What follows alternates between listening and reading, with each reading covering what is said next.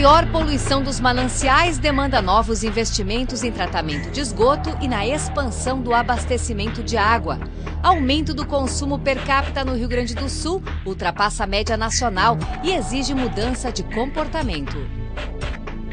Se nós realmente não nos conscientizarmos disso e deixarmos a questão de que possamos consumir de qualquer forma e simplesmente as empresas de saneamento que deem conta de fazer novas captações, novas tubulações, novas estações de tratamento, nós vamos nos deparar a ter escassez de água, sim. Para garantir o abastecimento de água nos próximos anos, o TVE Repórter mostra iniciativas eficientes do uso racional da água, que além de preservar o meio ambiente, geram economia hidráulica e energética. E apresenta as diretrizes do primeiro Plano Estadual de Recursos Hídricos, idealizado para garantir a qualidade da água canalizada.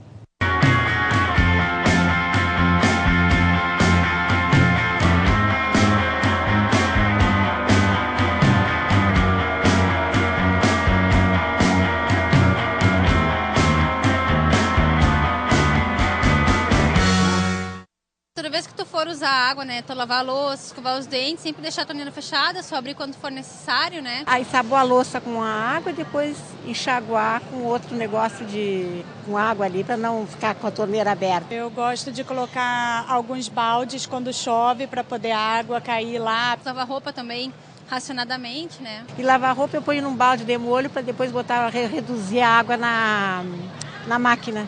E usar o mínimo possível de lavar calçados, essas coisas. A água da piscina das crianças agora no verão, a gente utiliza, quando ela começa a ficar um pouco mais velha, a gente utiliza para limpar o pátio, para lavar carro.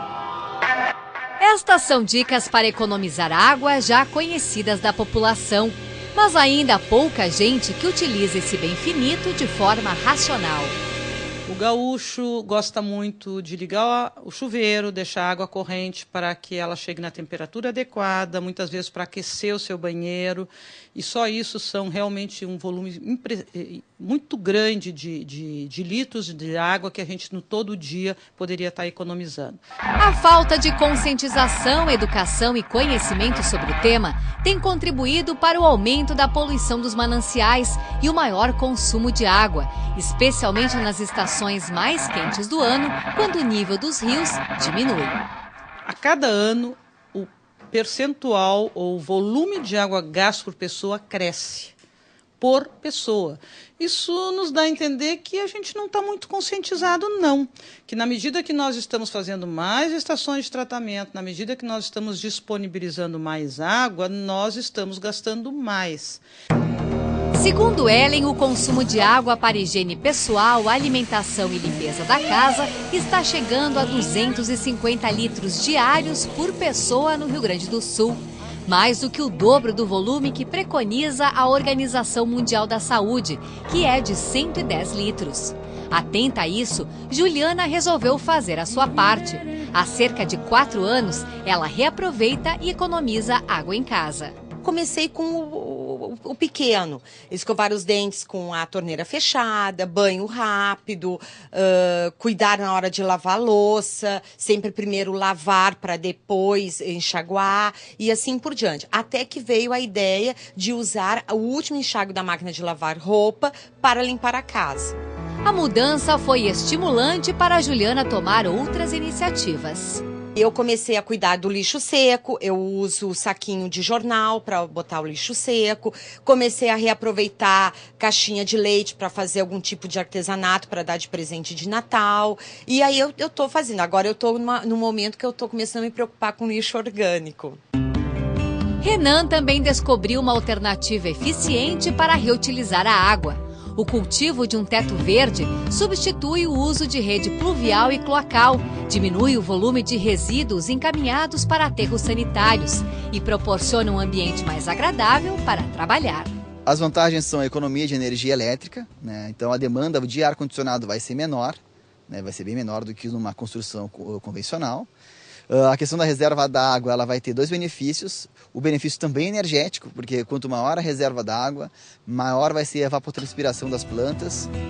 O sistema é muito simples. Todo o esgoto sanitário e os resíduos orgânicos são encaminhados para o vermifiltro, onde é feita a compostagem. Sem adição de produtos químicos, a água segue para o telhado verde laminado, que funciona como um lençol freático. No caso, ela vai escorrer na Torre Verde, que é uma estrutura que é coberta de vegetação, e dentro dela ainda tem algumas minhocas que vão limpar as eventuais impurezas que tenham passado na primeira etapa. Então, essa água ela vai irrigar o telhado, né, de uma maneira extremamente rica em nutrientes, e as raízes das plantas no telhado vão reter as impurezas que ainda restarem na água, fazendo com que ela possa ser reaproveitada depois para fins não potáveis. Depois, essa água e mais a coletada pela chuva gotejam até o chão através de pequenos reservatórios instalados em meio às folhagens. Durante o processo, as raízes das plantas são irrigadas e a água sai mais limpa. Quando chega na calha, é conduzida para a cisterna e volta a ser reutilizada nos sanitários e na irrigação. As pessoas querem economizar mais em água e mais, elas querem não simplesmente a economia no sentido financeiro, mas também a economia para, em momentos de crise, ter aquela água, né? Com o telhado verde, a conta de água da empresa baixou de R$ 260 para R$ 60 por mês. Para cultivá-lo, a cobertura deve ser impermeabilizada, a fim de evitar infiltração e suportar 250 quilos por metro quadrado. Toda vez que Fabiano levava o carro para lavar em estabelecimentos convencionais, a quantidade de água empregada lhe incomodava. Foi quando resolveu montar uma lavagem ecológica. O novo método utiliza apenas um copo de água para dissolver os produtos usados. A economia virou negócio. A lavagem ecológica, além dos produtos serem biodegradáveis que não agridem o meio ambiente, ela tem um efeito de proteção no veículo contra maresia, chuva ácida e raios ultravioletas. Então o carro ele já sai da nossa loja encerado e protegido e não agride o meio ambiente. Um negócio lucrativo, eficiente e que representa uma economia de cerca de 300 litros de água para cada carro lavado, além de outras vantagens. Como a cera ela tem um efeito prolongado no veículo, ela permanece nele, então cerca de 7 a 10 dias o carro vai estar encerado e protegido contra maresia, raios ultravioletas e a chuva ácida. Em breve, o estádio Beira-Rio também será exemplo de eficiência energética e reuso da água. A construção do novo estádio prevê o aproveitamento da chuva. A captação da água pluvial será feita através de 20 das 65 folhas instaladas na cobertura do estádio. As membranas são autolimpantes e reduzem a absorção do calor. Por elas, a água vai escorrer por canos até chegar às 2 cisternas, cada uma com capacidade para armazenar 100 mil litros. A água será usada nas descargas dos banheiros e na irrigação do campo e não receberá nenhum tipo de tratamento químico, a fim de preservar a qualidade do gramado. Também estão sendo instaladas lâmpadas de LED, 404 somente no campo. Todos os sistemas são controlados individualmente do centro de comando. A gente vai ter o selo de construção LEED aqui, né? Então, um padrão internacional, uma certificação internacional, né? E o Beira-Rio vai ser certificado pós-construção, né? O próximo passo é modernizar o sistema de lixeiras ecológicas e montar uma central de resíduos. Aqui no Beira-Rio, a gente fez um estudo ao longo dos anos e se gera num jogo grande, de torno de 40 mil pessoas, cerca de 30 metros cúbicos de resíduo. Desses 30 metros cúbicos, em torno de 10 a 15% é resíduo orgânico. Resto de alimento, resíduos dos banheiros, etc. O resto é reciclado. Tem que mapear o resíduo que é gerado no estádio para depois projetar a tua central em relação a tamanho e a tipo de resíduos que vai receber. E veja no próximo bloco. Conheça os novos investimentos da Corsan em saneamento e como o primeiro plano estadual de recursos hídricos pode garantir o abastecimento de água.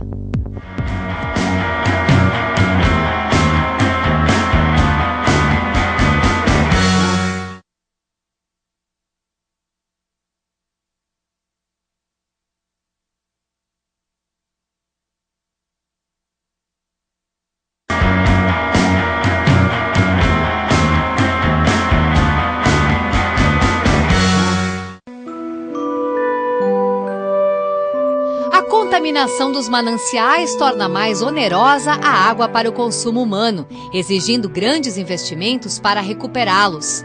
Até 2017, a Corsan vai aplicar com recursos próprios e do PAC 4 bilhões e 400 milhões de reais no tratamento do esgoto, 500 milhões apenas para expandir o sistema de abastecimento de água. Esses investimentos, na verdade, vão melhorar ainda mais a capacidade de atender a população em situações mais críticas, como em períodos de seca, em períodos de menos água, para que a gente tenha mais reserva e tenha condições de buscar água mais longe também, ou levá-la mais longe, dependendo das circunstâncias. Nos 320 municípios que a Corsan atende hoje, quase 100% da população é atendida com abastecimento de água tratada. Mas apenas 15% do esgoto é tratado. Nós precisaremos, além destes 4 bilhões que estão sendo investidos, mais outros 6 a 7 bilhões para conseguirmos chegar num índice de 75% de esgoto tratado,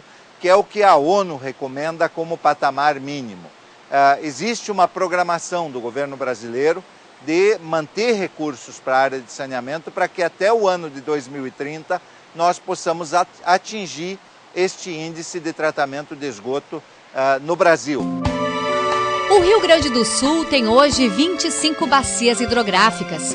Em boa parte delas, como é o caso do Guaíba, em Porto Alegre, há anos não é feito um diagnóstico, o que colabora para que 3 dos 10 rios mais contaminados do país sejam daqui: Gravataí, Sinos e Caí.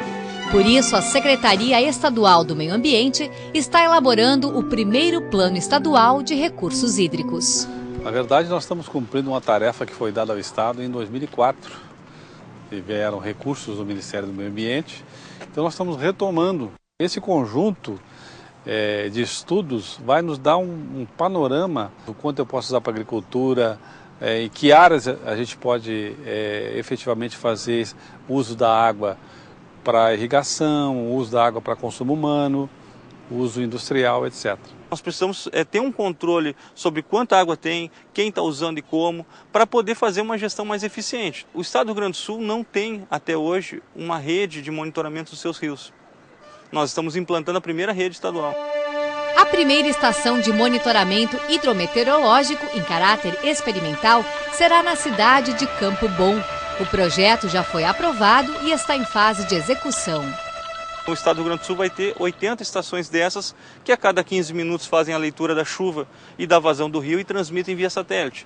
E isso faz parte de um projeto importante nosso, que é do Sistema de Monitoramento e Alerta de Desastres. Nós estamos trabalhando em conjunto com a Defesa Civil, que é para antecipar quando vai ocorrer um evento desses. Infelizmente, o Rio Grande do Sul é um dos estados que mais ocorre esse tipo de evento, e que a gente possa prevenir a população, avisar a população que está em situação de risco e pelo menos mitigar, né, a ocorrência de perdas humanas, né, e danos materiais maiores. Esse site, esse modelo, ele indica para a Defesa Civil em que municípios podem ocorrer eventos severos. Hoje, apesar do uso intensivo da água, especialmente na indústria e na agricultura, o volume dos mananciais ainda atende à demanda no Rio Grande do Sul. Para evitar racionamento no futuro, a interligação de todas as estações de tratamento pode ser uma saída. Por esse volume dos mananciais não está muito longe do nível crítico, a qualidade ainda da água captada hoje ela é adequada, ela é tranquila. Nós não vislumbramos e não temos problemas com relação a parâmetros por consequência ou por qualidade da água bruta que nós captamos, né? O Arroio das Garças é um dos locais que abastecem a região metropolitana de Porto Alegre. Cerca de 1 milhão de habitantes são beneficiados com 6.100 litros de água doce retirados por segundo daqui. Neste afluente do rio Jacuí, a água é considerada de boa qualidade.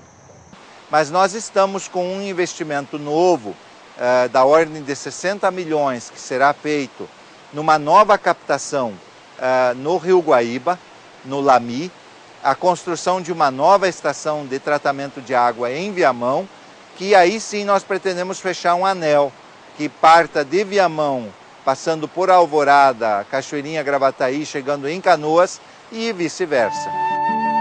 Mas para a água ser considerada potável, ou seja, própria para consumo humano, o volume captado nos mananciais exige uma bateria de exames laboratoriais. Vai fazer uma análise de pH para verificar se a água está ácida ou está alcalina ou está agradável. Turbidez para ver se tem sólido suspenso na água. Analisamos o cloro para ver o residual de cloro que tem nessa água. O flúor, também tem um residual de flúor nessa água. Também analisamos a cor dela para ver se a cor não vai... Tem pessoas que vão ver uma água com uma cor diferente, podem não querer tomar essa água, então também analisamos a cor dessa água. Então isso é feito de hora em hora, 24 horas por dia na nossa estação de tratamento de água. A água chega nas estações de tratamento, como essa de Canoas, repleta de contaminantes químicos e orgânicos.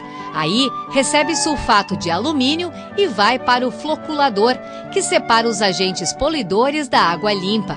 Os resíduos ficam depositados no fundo do decantador. É quando a água recebe cloro e flúor e começa a ser filtrada, para em seguida ser canalizada.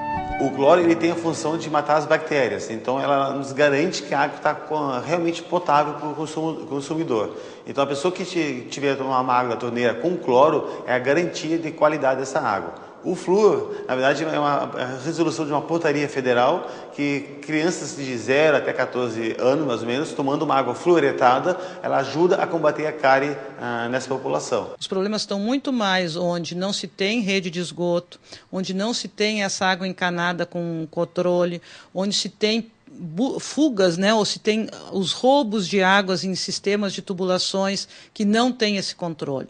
Então, eu acho assim, ó, a população gaúcha e a população de Porto Alegre pode ficar tranquila. Podemos beber água da torneira, sim. A água da Corsan é coletada da superfície, o que atesta superioridade se comparada àquela consumida em garrafas, que vem de poços artesianos. A água da Corsan, ela por possuir o cloro, ela tem um tempo de qualidade superior que a água do poço artesiano. A água mineral, ela serve para consumo mais imediato. Ela não é indicada para tu pegar e deixar ela um longo tempo assim consumir ela. Então a validade dela é mais curta. Além disso, não há nenhuma garantia de que o recipiente da água mineral foi devidamente higienizado. Nós temos venda em muitas cidades, inclusive em Porto Alegre tem, a comercialização de águas minerais em garrafas de 5 litros que são falsificadas. Não são águas minerais, são águas da torneira. Como a água de torneira é gratuita, o que se paga é apenas o tratamento e a distribuição, o valor desembolsado não pesa no bolso do consumidor. São 100 litros entregues pela Corsan por apenas 56 centavos. Para Ellen, esta é uma das razões do desperdício. Sem hidrômetros individuais nos edifícios para medir o consumo, muita gente nem sabe quanto paga por mês. Então isso faz com que as pessoas realmente não se incorporem nesse conceito, porque, mas o meu vizinho é que está gastando, não sou eu. Isso não aparece com muita clareza para todo mundo. Mas agora os novos projetos já obrigam a se ter medidores individuais. E a água é essencial para o bom funcionamento do organismo. Segundo este nutrólogo, a mulher precisa tomar 2,5 litros por dia e o homem 3,5 litros. A falta pode provocar tontura, náuseas, constipação e outras moléstias.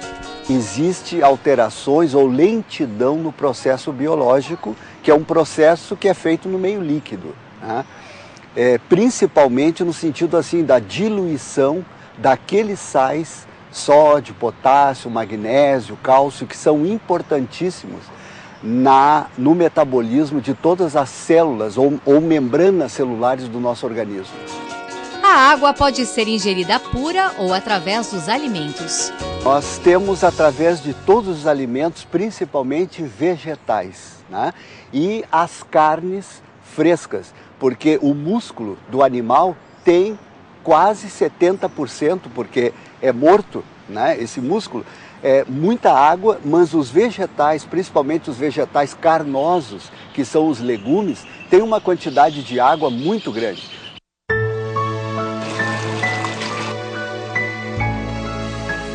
Se os adultos ainda não economizam água como deveriam, os pequenos dão exemplo.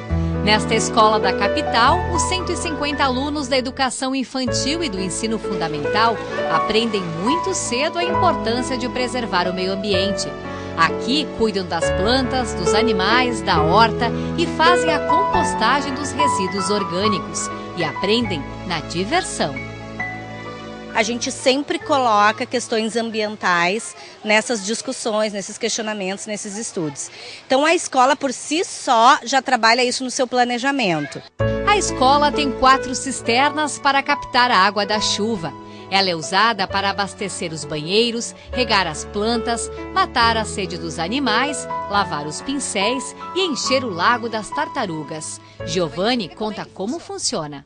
Quando chove, a água cai no telhado. Daí a gente usa as calhas para fazer ela ser direcionada para esses barris. E quando a gente liga a torneirinha ali, a água sai e a gente usa a água da chuva para não desperdiçar água do planeta. Alguns alunos ajudaram na construção dessas cisternas e os que entram na escola depois disso pronto são familiarizados através de conversas e dos próprios projetos de estudos. Uma das cisternas, que foi a que abastece o laguinho, ela foi projetada pelos alunos do 2º ano numa mostra científica sustentável.